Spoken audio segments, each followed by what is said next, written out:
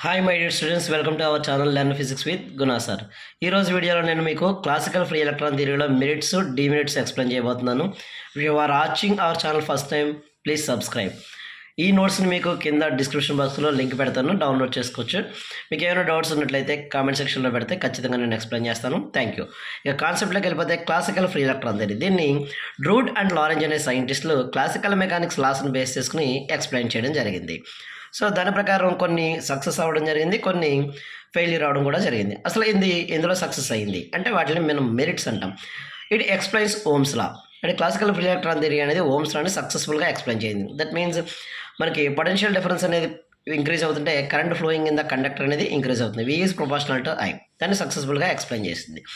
It explain electrical and thermal conductivities of metals. Electrical కండక్టివిటీని అదేవిధంగా thermal కండక్టివిటీని కూడా ఇది సక్సెస్ఫుల్గా ఎక్స్ప్లెయిన్ చేసింది. It explains increase of resistance with temperature. Temperature పెంచుతుంటే రెసిస్టెన్స్ పెరుగుతుందన్న విషయాన్ని కూడా classical free electron theory explain చేసింది. It explain the optical properties of metals. Okay, ఈ మెటల్స్ అనేవి ఏవైతే ఉన్నాయో వాటి యొక్క ఆప్టికల్ ప్రాపర్టీస్ అంటే లైట్ ఎగ్జిబిటింగ్ ప్రాపర్టీస్ ఏవైతే ఉన్నాయో వాటిని కూడా సక్సెస్ఫుల్గా ఎక్స్ప్లెయిన్ చేసింది. It derives Wiedemann Franz law. So Wiedemann Franz law అంటే ఏంటంటే థర్మల్ కండక్టివిటీని మనం కేతోని, ఎలక్ట్రికల్ కండక్టివిటీని సిగ్మాతోని డినోట్ చేస్తాం. K/σT ఈక్వల్స్ టు కాన్స్టెంట్ అని ఎక్స్ప్లెయిన్ చేసింది. బట్ ఇది సక్సెస్ అయిందా ఫెయిల్యూర్ అయిందా అన్నది మనం డ్రాబ్యాక్లో చూద్దాం. ఓకే, సో ఇక డ్రాబ్యాక్స్కి వద్దాం. ఇక డ్రాబ్యాక్స్ వచ్చినట్లయితే the phenomena such as photoelectric effect, Compton effect and black body radiation could not be explain. అంటే క్లాసికల్ ఫ్రీ ఎలక్ట్రాన్ థియరీ అనేది that means classical mechanics especially photoelectric effect కానీ, Compton effect కానీ, black body radiation కానీ వీటిని explain చేయలేకపోయింది.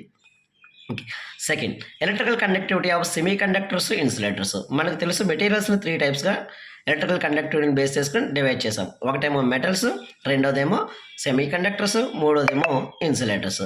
So ఈ యొక్క insulators కానీ లేదంటే సెమీ కండక్టర్స్ కానీ వాటి యొక్క ఎలక్ట్రికల్ కండక్టివిటీ గురించి ఇది ఎక్స్ప్లెయిన్ చేయలేకపోయింది. ఇక ferromagnetism could not be explained.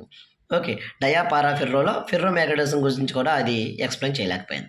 ఇక according to classical free electron theory, electrical conductivity of conductor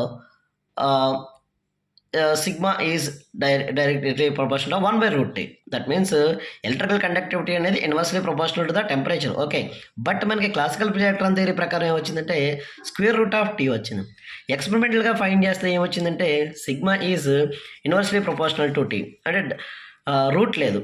so ఈ విధంగా మనకి ఫ్రీ ఎలక్ట్రాన్ థియరీ అనేది fail to explain the temperature dependence of electrical conductivity.